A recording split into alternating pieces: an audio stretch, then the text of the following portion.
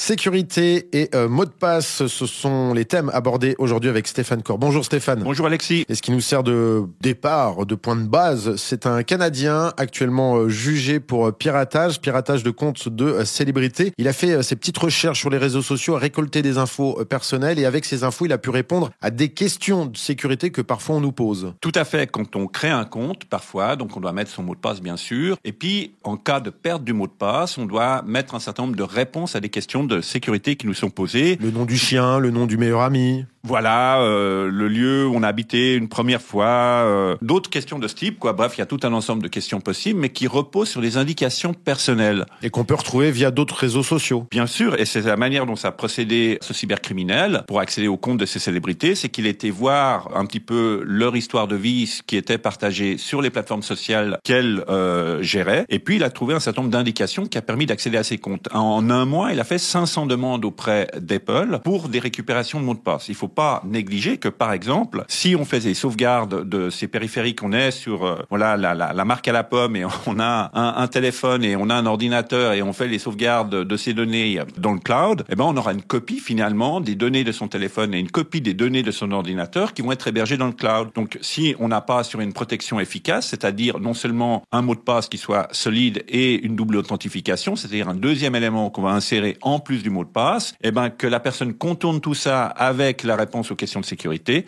ça peut être catastrophique par rapport aux données qui vont être téléchargées. Et c'est pour ça que nous allons rappeler une fois de plus l'utilisation des gestionnaires de mots de passe. Et là, vous avez un logiciel open source, c'est-à-dire libre. Oui, alors le gestionnaire de mots de passe permettra, par exemple, pour les réponses à ces questions de sécurité, qui sont des fois obligatoires, et on peut aussi signaler que certains sites de l'administration fédérale demandent encore ce type d'éléments de sécurité, ce qui ne devrait plus être le cas. Mais toujours est-il, on peut mettre des mots de passe à la place de ces réponses. Et pour gérer tous ces mots de passe qui sont différents et compliqués, utilisons un outil qui est le gestionnaire de mots de passe. Et il y a un gestionnaire de mots de passe qu'on peut recommander qui s'appelle Bitwarden, c'est Bitwarden.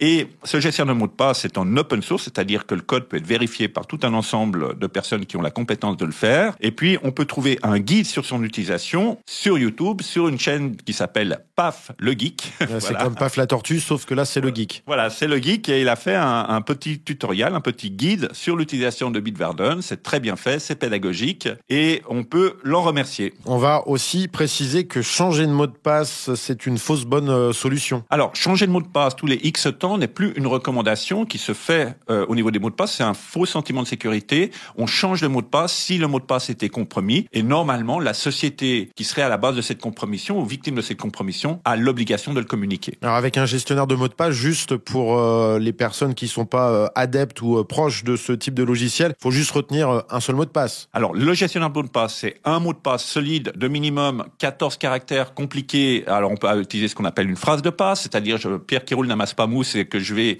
complexifier avec des majuscules, des minuscules, des chiffres et un caractère spécial, par exemple. Et puis, le deuxième facteur d'authentification, qui est l'élément primordial quand on utilise un gestionnaire mot de passe, parce que justement, on n'a plus qu'un mot de passe pour accéder à tous ces mots de passe, donc il faut vraiment protéger cet accès avec un deuxième élément d'authentification. Voilà, merci pour ce message de prévention, Stéphane Corr. Et puis, on se retrouve très bientôt. Avec plaisir.